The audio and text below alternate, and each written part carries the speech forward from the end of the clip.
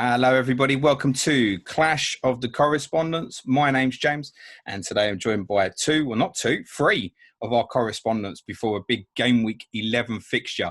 Unfortunately for Mig, a big Game Week fixture may be at the bottom of the league.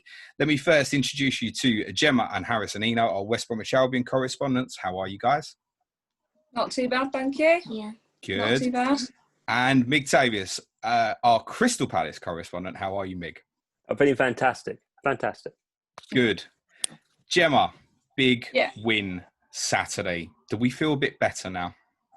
Oh, yeah. If we had recorded this a month ago, it would have been completely doom and gloom, definitely. I've just wanted us to be relegated right there and then. Was it quite painful, being honest? Has it been painful so far? It has been, yeah. And our fixtures to start with were hard. And we had that Chelsea one where we were 3-0 up and it was 3-3 right at the death.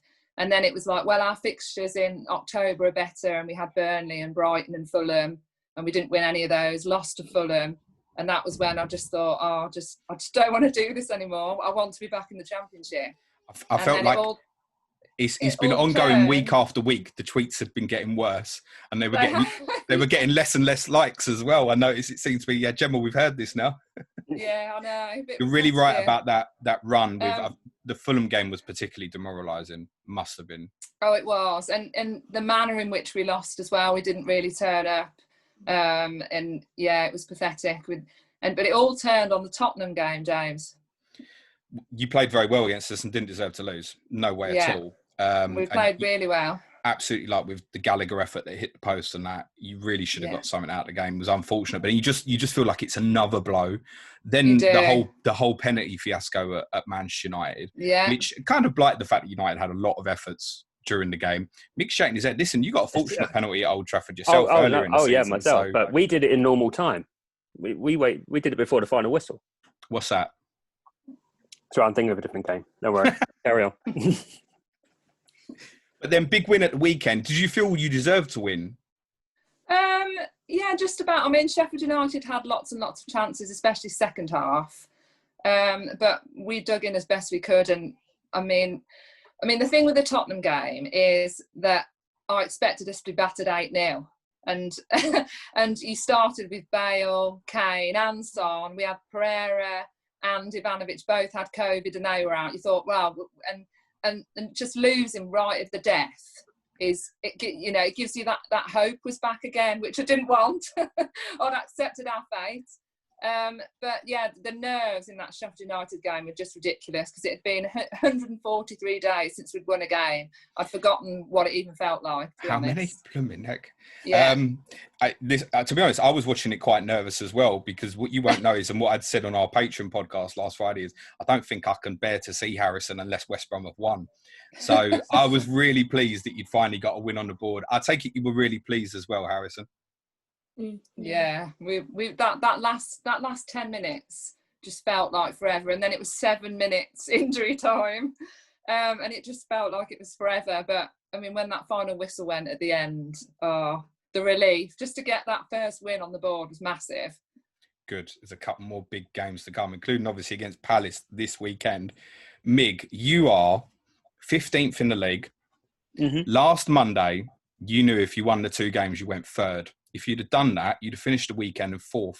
I don't think that there's anything that could kind of say the disparity of how close or far away teams are from each other than those results so far. To know that if you'd won them both 1-0, you'd be 4th at the moment. We'd be talking about San Siro and Bernabeu next year, wouldn't we? Oh, yeah. Roy's job wouldn't be in doubt. I mean, it would be like the top 10 was like separated by 6 points, something ridiculous like that. But yeah, we didn't do that. And we've kind of just gone the opposite direction, which hasn't been great. I mean, we got a tough run of games coming up, especially this weekend. If we had won those 2 games, then, we'd be a lot more confident going into this weekend. But at the moment, it's a thing with coming onto this podcast. I've noticed that I always come on.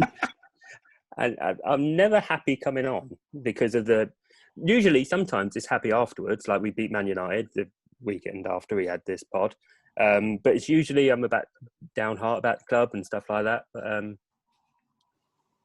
I'd like to say that we're still getting the chances and we're still, pressing teams and stuff like that. But Newcastle, we did hardly anything, maybe one shot. Burnley the week before was a dead game, and then they get one goal and there was nothing. There's just no excitement about the games or anything like that. But then, if, as I said, if you'd won both games, you'd be fourth. Yeah. And surely you feel different, right? It's fine margins. It's all about results. Well, I say all about results, but it's a lot better if we're sitting, especially after the Leeds result, winning that 4-1 going into the international break. It was just like, yeah, great. If we can carry on that, I think the international break came at the wrong time. If we had had the last two games along straight after the Leeds game, it might have been a bit of a different story, if one would have been a lot better. But we go away to international break, Wilf gets COVID, so he's out for both games. And then as soon as he's out, the opposition know, right, we don't have to worry about Wilf, we can focus on other players. There's no creative spark. Eze done his best. And when you're having to start with Schlupp and stuff like that, when you're having to bring Benteke on because you're struggling for goals. What was that about on Friday playing Schlupp up front, mate? Offer me something, because I thought my eyes were deceiving me at the start of the game. I was like, there's no way he's left Batshuayi and Benteke on the bench and played Schlupp up front.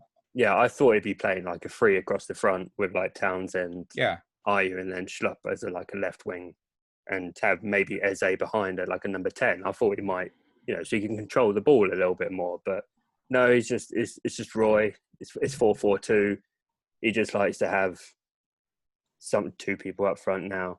I thought he might have even put Eze up front instead of Schlupp, because Schlupp is very left-hand side.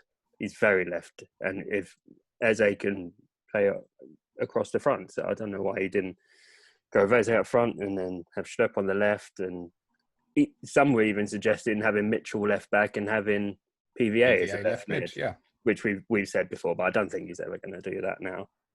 And so the problem is, if we haven't got the strikers to say, well, why are you playing Schlupp in front of me? Because I'm scoring goals. Because they're not.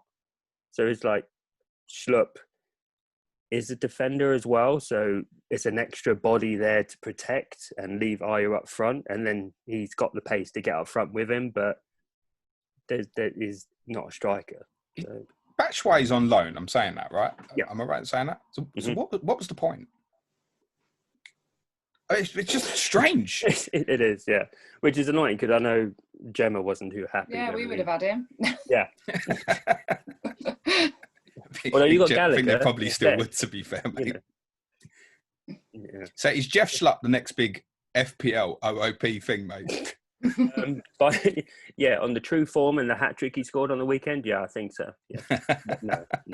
Wilf will come straight back in and he'll go straight back up front. We assume he is fit, right? Yeah, he's. I'd like to say it'd be like the other players that have sort of had 10 days and they'll come back and they'll play like an hour and then go off like Salah did for Liverpool. But it's Roy and it's Wilf and it's Palace, and he's going to throw him straight back out there and he's going to play 90 minutes. I mean, the statistic of you've lost 15 of the last 17 games you played without him, it speaks volumes. And since we've been doing these pods, Mig, we've been over this so many times about Zaha and his obviously critical importance to you. Obviously, we haven't spoke since pre-season.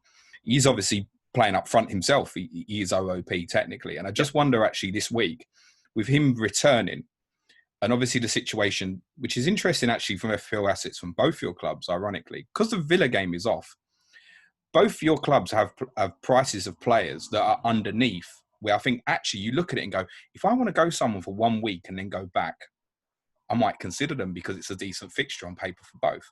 Grealish to Zaha will look straightforward for a lot of people, I'd have thought, Meg. Yeah. I did have Wilf for probably the last 4 or 5 game weeks, and I was debating between him and Barkley to sell last game week and ended up selling Wilf for Barnes just because of the money. But yeah, it's a thing, you want to throw him in for this game, but then we've got a run of tough games all the way up to Christmas. So it's kind of like, do you want to take a punt on him for one game week when he's coming back from probably not. He probably didn't have it quite as serious as other people have had it. So he'd probably be all right fitness wise. But you know, as soon as Wilf's going to go in, he's going to have a couple of defenders on him, and it may free up other people. Well, the Maybe fact he plays in the centre now makes it easier for him now, doesn't it? I think. Whereas before, when he was out wide and restricted to the touchline, he was constantly getting. Everybody knew just to double up. And I think that's the main reason why it's changed to him back through the centre. Plus, it puts your best player in the middle of the pitch and obviously allows Eze into the team. He's quite bright so far as well, hasn't he? Oh, yeah. I mean, before in that 4-1 game, he looked untouchable in that 4-1 game. He's had limited options in the last couple of games, but then that's through supply and stuff like that. In the last game, he looked all right. But it's about minutes for him because he started and then he got dropped for quite a few games, and now he's starting to get minutes again. That left mid spot is pretty much his now, I'd imagine. So it's just a case of giving him minutes, giving him confidence, and then him and Wilf are developing quite a good partnership. So hopefully, when Wilf gets back in, that they can get back to the counter-attacking football, which is probably all right for the next few games because we're up against bigger oppositions. Ironically, the more difficult fixtures on paper almost appeal more, don't they? No, I get that. Gemma, would you actually still take Batshuayi? Yeah, I think I would. I mean, we are pretty much bottom of the league for chances created still. That's our main problem. We're better at the back than we were, and I think it has coincided with Ivanovic coming in because the first 5 games we conceded 13 and the last 5 we conceded 5. So we've definitely tightened up his play. The last 3 games, he's tactically he's changed it to like a 5-3-2, where he always used to play with 1 up front, with the wing backs as well. So I would. I mean, Grant scored 1 goal. Robinson's got 2. I mean, we only scored 7. So yeah, we just don't seem to create many chances from open play. It's still like corners and set plays and things. So yeah, I would take him. Bilic has obviously changed the system quite a lot, and it was an interesting little tweak with the Sheffield United game as well, which I really liked. Because to be honest, I saw your team and I thought, oh, you're not going back 5 again at home to Sheffield United. Then I think about it and I go, because of Sheffield United, sometimes it is better just to match up with them. But what I loved was Pereira's positioning in the game. Yeah, that was the first game that he's played behind the striker. The first one. And he created 9 chances, which is more than anybody has in a Premier League game this season.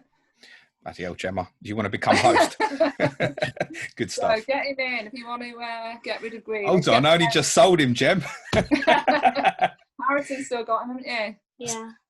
Have you still got him? My differential team. Yeah, and he's still got Dean Garner, who, you know, after everything I said pre-season, he's been the biggest disappointment, I think.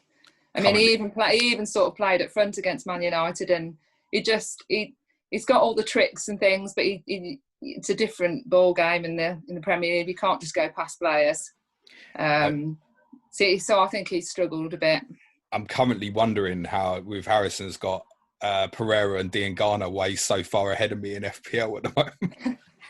Yeah, he momentarily overtook me this weekend, but I overtook him again by the end. But yeah, he's got both in and he's still doing pretty well. Nice. We won't talk about FPL ranks again. But yeah, no, you're quite right. It freed him up. So I thought he was good at United, but it felt like you've been, as I said, playing lots of different systems. We'd seen 5-3-2, we'd seen 4-1-4-1, loads of different systems, which you said, first time Dean Garner century, and importantly, 2 players ahead of him.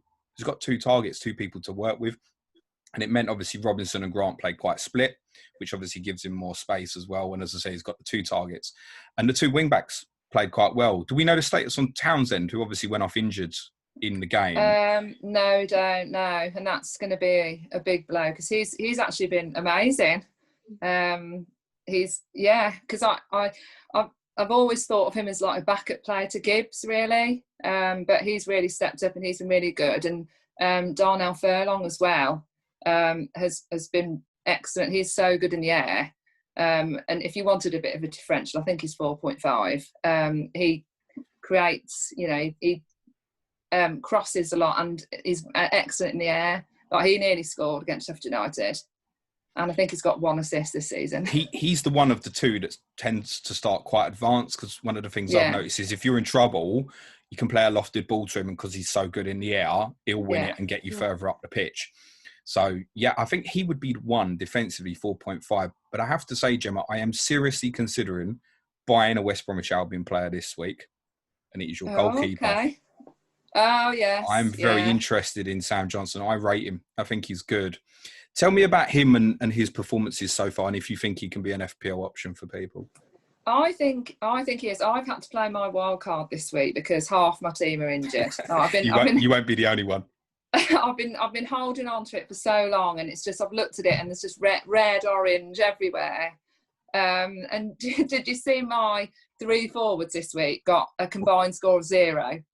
I hadn't, but do tell us who they were. Funny. Right, Ollie Watkins, I'm guessing, is 1. Yeah, so Watkins got 0. Yeah. Jimenez got 1, and Morpay got -1, which gave me a grand total of 0. I don't know what you're laughing at.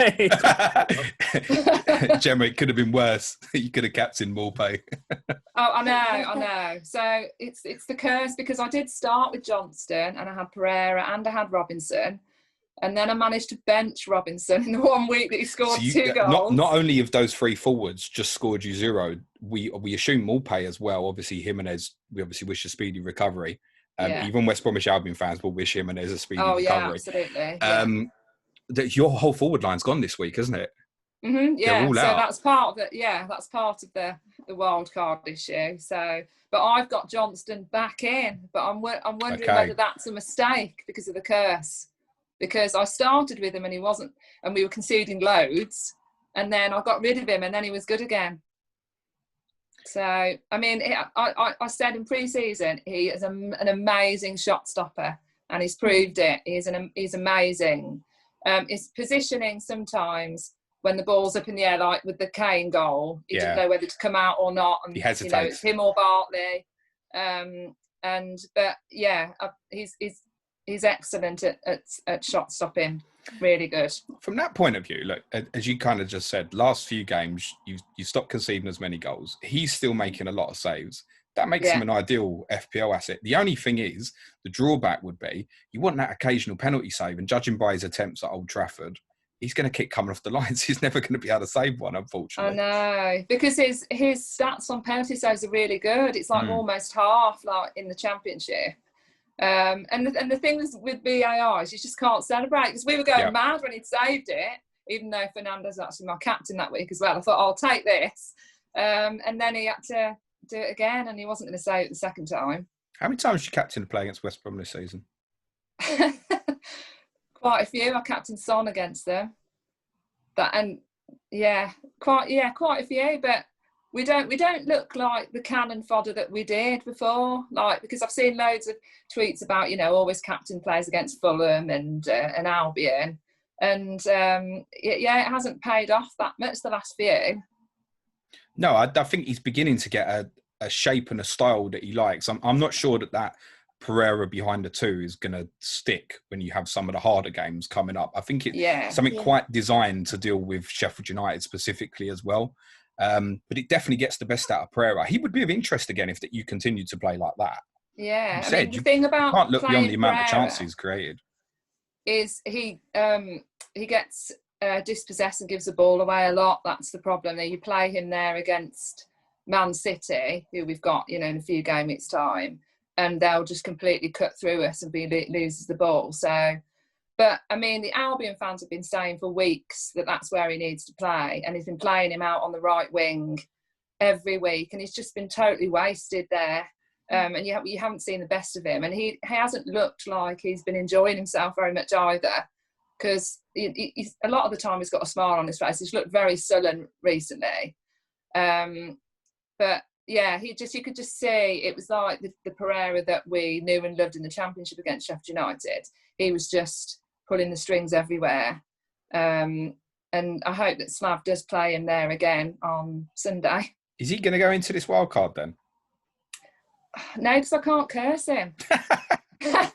Harrison allowed a favourite player yet? No. No, he hasn't. They used to like Nathan Ferguson, but we won't go there. Nathan Who? Ferguson. What? We spoke. Yeah, Well, who? Yeah, that, exactly. Who? that kind of brings us on really nicely, Mig. So Nathan Ferguson is obviously not a conversation because of, his low ownership and obviously hasn't played this season. Mm-hmm. But Tyreek Mitchell is still owned currently by around about 20%. This is finished, isn't it? As in PVA plays, and that's the end of it, isn't it?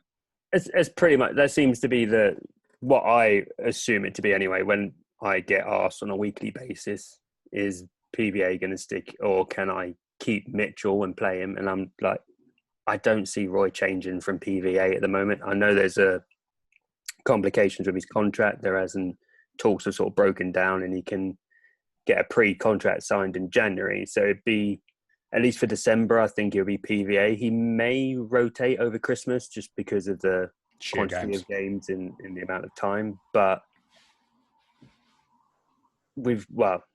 I'd still say that it's PVA. But I've got Mitchell. I mean, I've kept him on my bench the whole time. I don't think I played him, just like Gemma with the curse. I think I've got him. He's there for the price, but I'm not going to play him just in case. So I've missed out a couple of clean sheets like that, but it's fine. If he gets a clean sheet, Palace get a clean sheet. Happy days. But no, I think PVA would be there until the contract thing's resolved in January. If he signs something new, then I'd like Roy to basically put Mitchell in and say, right, Patrick, you're back up. He's staying with the club. We're going to have to build him up ready for next season, unless he gets poached by a bigger club like before. But no, so I think at least for the time being, the Mitchell thing it's pretty done. So what about the darling then, PVA? Because there are certain people, obviously, in FPL circles who love him and swear by him, and he always, with respect to Gemma and Harrison, always tends to score in these type of fixtures that are the ones that end up being the 14 or the 15 pointers. Is he a potential option at 5-4? It's always a potential option. I mean, you're not buying him for clean sheets because he struggles to defend. You got one, have you? One clean sheet, is it? Yeah. If you're buying a Palace player for clean sheets, you're going to go for a cheaper one. You're buying PVA for the potential attack and returns. The fact that he's on free kicks, even though Eze is on free kicks now. So he's a potential if you've got like a concert or something like that where you've got a bit more money. But if you don't have to spend 5-4 on a defender, if you don't have to do anything this week, I wouldn't. That's it, isn't it? What you kind of say there, there'll be people with Conser, Target, possibly even like Jamal Lewis, for example. I think I don't want to get rid of some of my big hitters. They might already be loaded up on City, Fernandez, whatever, etc. I'm thinking, I can go to Furlong or I can go to one of these Palace guys and then go back because obviously you play each other this week. What would you say to people who are looking at, say, Nathaniel Klein, for example? Do you think he'll stay in the team? Yeah, I think Klein would be. Well, Ward has been on the bench for the last 2 games and he's been fit and he's carried on playing Klein. Klein's looked fine. He's got into a couple of dangerous areas at times. Hopefully, if Wilf is there with a little bit more movement up front, maybe he can find a pass to him, especially if Wilf is been a bit more, if he's sort of dropping back into the edge of the area, maybe, hopefully, Ayew or Batshuayi, if he starts, I don't really know which one it is nowadays, is a bit more poachy, then hopefully Klein will be able to get a few crosses in. I think he's ahead of Ward. So he'll be probably the better ones of the 4.5s. When you got Cahill and I think Dan will probably... That's probably the two now, isn't it? Yeah. So you can go for one of those. They're pretty solid as a partnership. Obviously, we looked quite solid in the game against Newcastle until it all sort of fell away in the last 10 minutes or so. And we got outskilled by Joe Linton somehow. Suddenly turned into Pele. He played really well, by the way, mate. He did. We made him look really good. It was an early Christmas present. But yeah, so Klein and Cahill, I'll probably say, are the better 4.5 options anyway. I take it from what you're saying there, and you think not just for the weekend, but longer term, Klein will stay in the team then? Because the club took a long time to make a decision on giving him a contract, didn't they? Oh, yeah. Yeah, he was good month or so training with us, maybe 6 weeks. And the contract's only up till January. So so he's only really seen at least initially, that it was sort of as backup to Ward, because I think Ferguson's supposed to be back around sort of January time.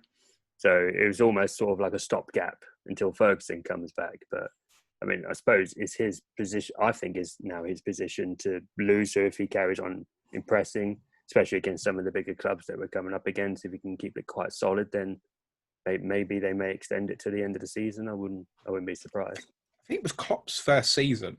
I owned him in FPL from start to finish. I think it was about 5 million. And it never got attacking returns, but he was really good for a bonus point on that. And he's obviously he's lost years of his career because of injuries. A lot of people might not know, obviously, he started with you as a kid as well before going to Southampton. So I'd be surprised if that contract didn't get extended to the end of the season, mate. No, I think as long as he can stay fit. I mean, Joe Ward has already sort of left the club once and then sort of re-signed his contract when Wan-Bissaka was there. So it could be the end of Ward's season. I suppose it depends on if Ferguson actually does come back in January, and if he keeps him at right back, because I know he played probably majority of at least his youth career as a centre back, and then that final season. Well, I say that final season, it was the first and final season with. I'd ask Gemma about it, but I don't think she wants to talk about it, to be honest. No, that's why I'm trying to get through it quickly. So but no, so I, if he carries on and if he stays fit, more importantly, then I can imagine Klein's contract being stick, because he's still pretty young for how long he's been around. And of your centre halves, Gemma, we've obviously, it's now a 3 at the moment: Bartley, Ivanovic, and Ajayi, who I know you like, and I quite like as well what I've seen of him so far. Is that the best choice, those 3? Yeah, that's the best. I mean, Ivanovic is, really slow, and it's still really weird to see such a great FPL legend in an Albion shirt. I can't get used to it, seeing him in an Albion shirt. And then you've got Ajayi, who's really, really quick. So I think, if Ivanovic is not covering someone, Ajayi can come across. And but Bartley's probably the one that's got the biggest goal threat. I mean, he nearly scored against Sheffield United as well, and against Man United he nearly scored. So I would, out of the 3, I'd be going Bartley if I had to pick one. More than Furlong? Yeah, I think Bartley will score more goals than Furlong will. Okay. Interesting. I tell you who really impressed me, Gemma, Saturday was Romain Sawyers. Yes. I thought he played really well in midfield. And it's quite interesting. There's a nice balance between him and Gallagher, who obviously both played on Saturday. Gallagher is a naughty little player. I don't want to swear because Harrison's here, but he's the sort of player, if he plays for you, you'll love him. If he's playing against you, you'll hate him. And I think everybody needs that kind of player.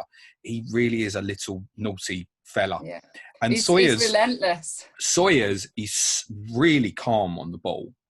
Quite elegant player. But you've also got, obviously, Livermore to come back. Krovinovic, who's obviously with the club now as well. So you've got options in that area. Again, do you have a preference in terms of what combination would play there at the moment? I mean, Sawyers again has had lots of stick from Albion fans because he is sometimes he looks like he's really lazy, like he's not a great tackler of the ball.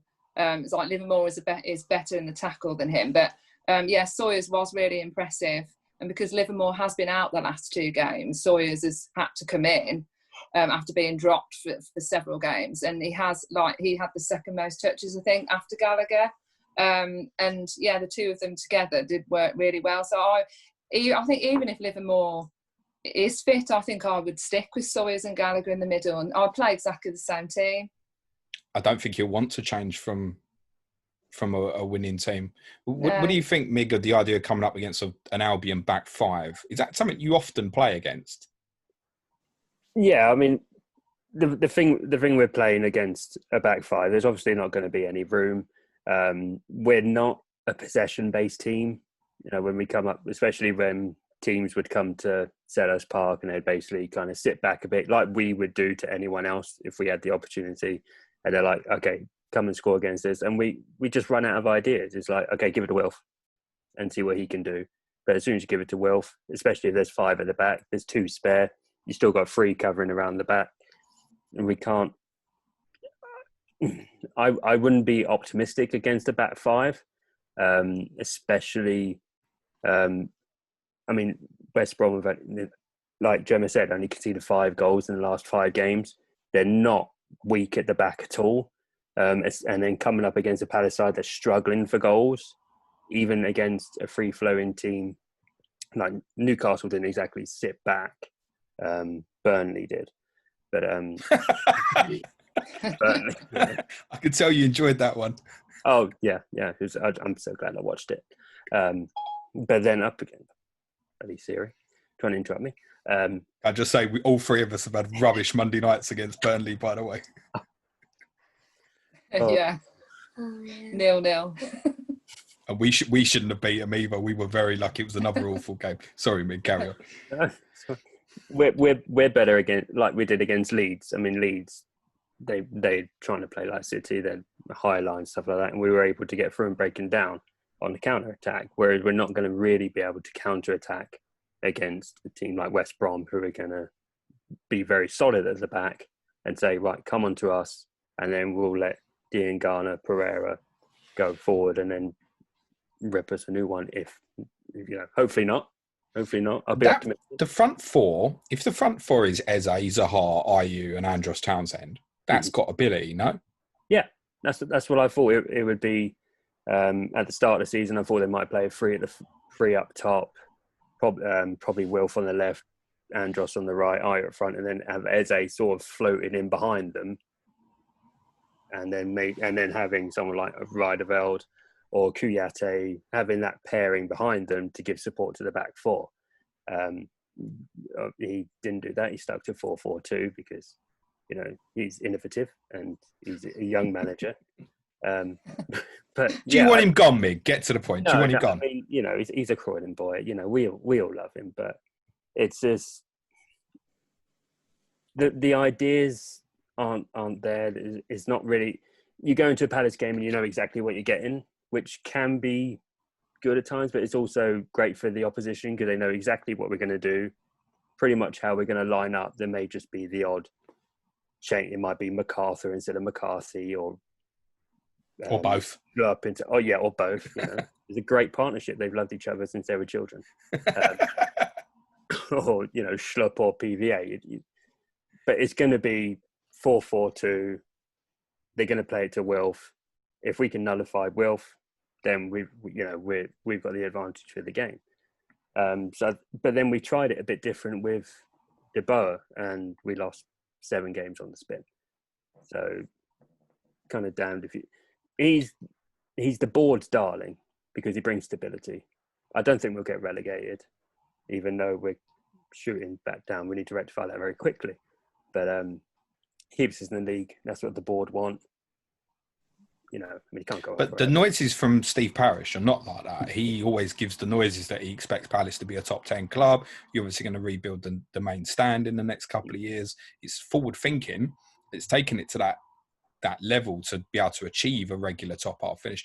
I agree with you. Quite often I speak to you, Mig, and I go, I'm worried for you. But you say you know what you're going to get when you play Palace. One thing I know is my team's playing you next week, the week after in game week 12, and I know what I'm going to get. It's a tough game. Yeah. And in terms of staying up, I don't think you'll have any trouble. And I think that's probably how yourselves, Brighton, and to be honest, even the points that Newcastle have amassed so far are probably looking at the 4 teams at the bottom and thinking, well, we're gonna finish above enough of them to be all right. And you've obviously got a nice cushion at the moment. Was it 6-point difference over West Brom? I think it is between the two of you. Obviously, if West Brom win on Saturday, suddenly potentially becomes a different conversation. Especially say if Fulham went to the Etihad and won 2-1, who knows? Then suddenly it might look tight for you. But I to be honest, as much as you kind of get associated with Palace don't score enough goals, I think that front 4 will score goals. It's going to give teams trouble. And I think, like you say, it's actually some of the bigger games where a little bit more space, you can actually counter-attack on teams, which West Brom probably won't allow at the weekend to be more suitable to you. Yeah, I mean, we got the West Brom, and then we got Spurs. Obviously, yourselves are going to be really attacking. West Ham have been quite attacking this season, so hopefully they can leave a bit at the back. And then you got Liverpool, Villa and Leicester, who have been great this season as well. But it's that sort of thing, because we lost against Burnley, we lost against Newcastle. If we lose against West Brom, they were the 3 games that you saw pinpoint. But before we go into this tricky period, if we can get 9 points from that, 7 points from that, whatever, then it'll land us in a good stead to then we can lose some of these bigger games. But if we're off.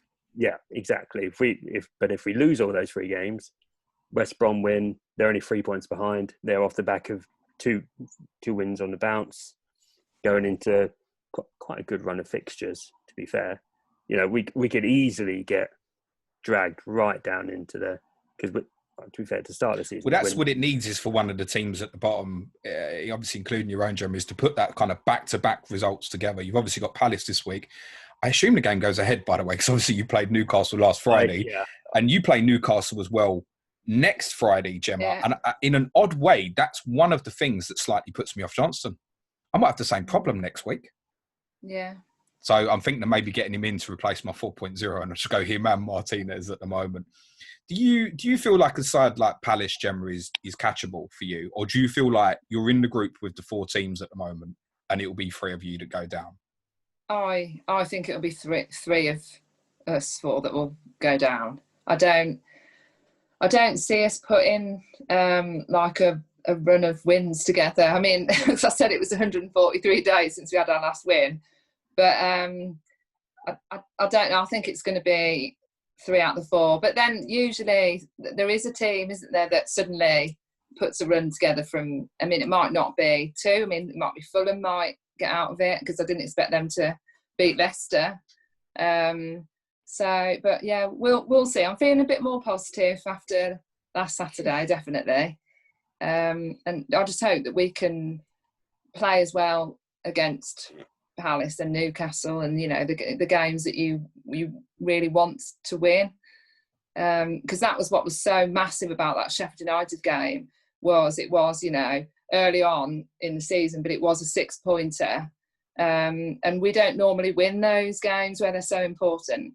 So it was a nice change, really.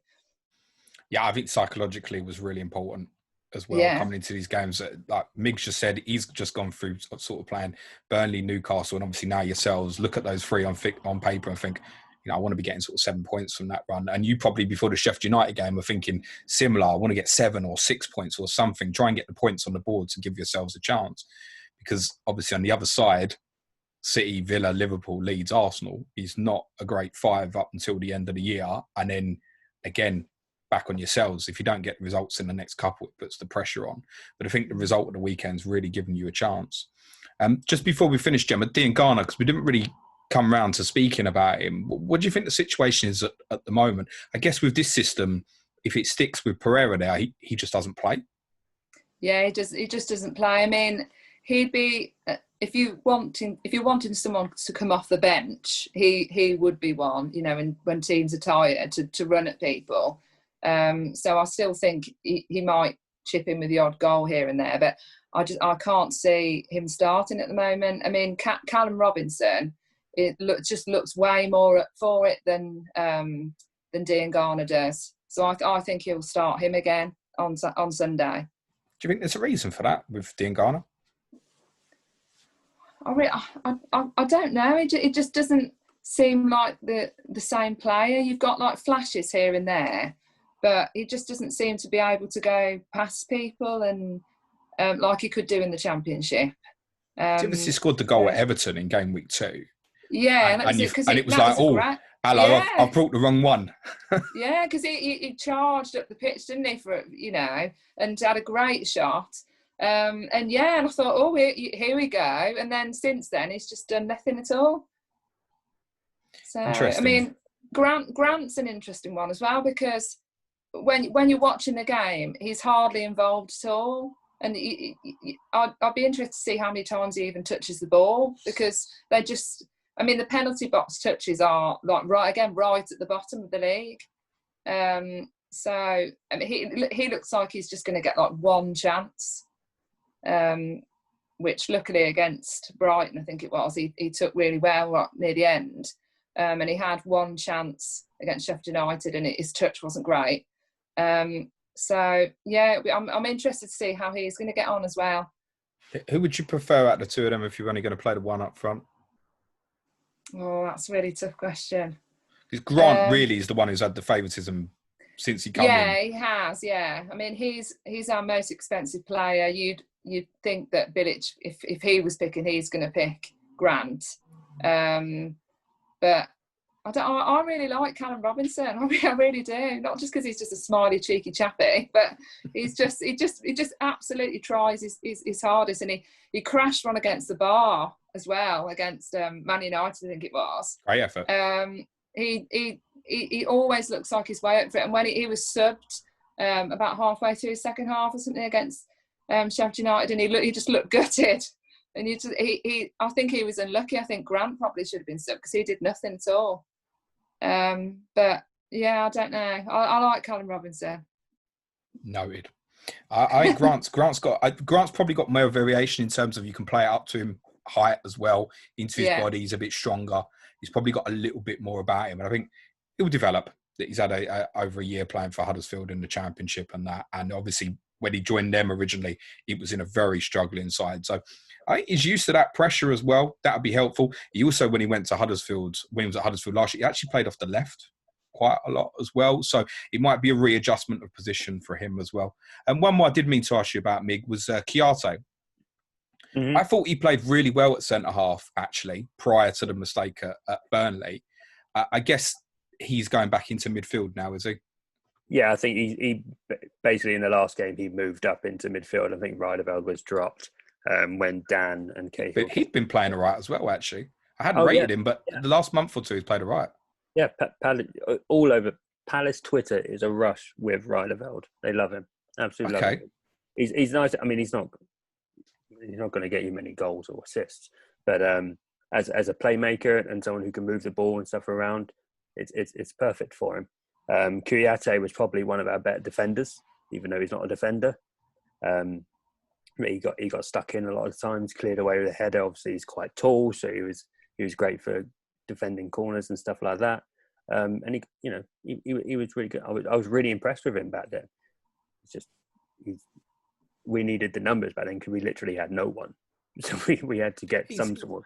He's 4.4 Riedeveld, isn't he? Yeah, he dropped. Yeah. Any chance of getting back in? Because there's not many about that value that would be interesting at the moment.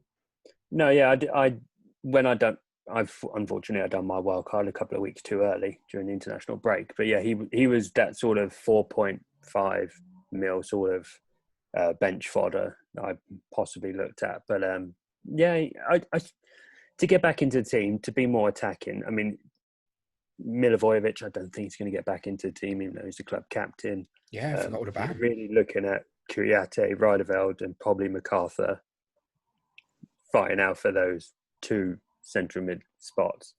I mean, if he moves to a 4-3-3, then he'll probably play all three of those because he doesn't want to play an attacking midfielder.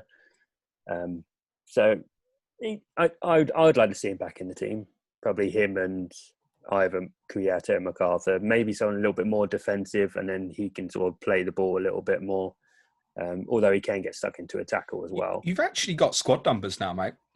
It's never felt like that before, but actually you listed, like, I'd forgotten about Milivojevic. Like, it disappeared, basically. Yeah. You've actually got, McCarthy, MacArthur, C.O.T.C, Riedeveld, Milivojevic. That's 5 who can play centre midfield. Yeah. So you've got numbers, Eze, Schlupp left, Townsend right, Ayew can play there. Benteke and Batshuayi, we now know, are 3rd and 4th choice strikers. The defensive guys, you've had to deal with injuries and dealt with them really well, actually. So squad depth is another reason I think you'll absolutely be fine, mate, to be fair. Guys, thanks very much. Before we go, let's do predictions for the weekend. Correct score, please, Gemma. Harrison, you want to do this? What do you think the score's going to be? 1-0. Be nice. What did you say? He's gone for 1-0. 1-0. Gemma, is that what you're going with as well? Yeah, I think there's going to be one goal in it. I think it will be one. Yeah, it's going to be 1-0 either way, I think. Yeah. Mig? I'll be optimistic and say 1-1. Oh. Wow. You flirt. 1-1 away to West Brom, you hero. Listen, if Harrison says 1-0 West Brom, I've got to go with that. I do actually think you might nick it as well, actually, Gemma. I think it's a little bit more priority and importance on the game for you at the moment. I think if Palace lose it, they're going to look back on the 3 fixtures and be sick. Yeah. To think what the position in the league, and no expectation to challenge for Europe or anything, but be sick thinking what that league position could have been in theory. But I think West Brom might nick it. I have one question for Harrison before we finish, and I will honour this, whatever he says. Should I buy Johnstone this week, Harrison? Yes. I will buy him. Oh no, what have I done? Right, I can see it now. What I didn't ask Harrison is it's probably going to be part of a -4 as well. Right, I'll buy him. I predicted a clean sheet. Fine, let's do it. He did get 11 points against Sheffield United. I realise all these points have probably gone, Gemma, just before I buy him. I realise this. If Wilf's back, he's going to go down for a pen. I'll tell you who I won't be buying, Mig, is that Gator. Mate, you want to see the reaction to him in the Sky Fantasy football community. You're scratching your head. Has he had a bad season, mate? Pretty much.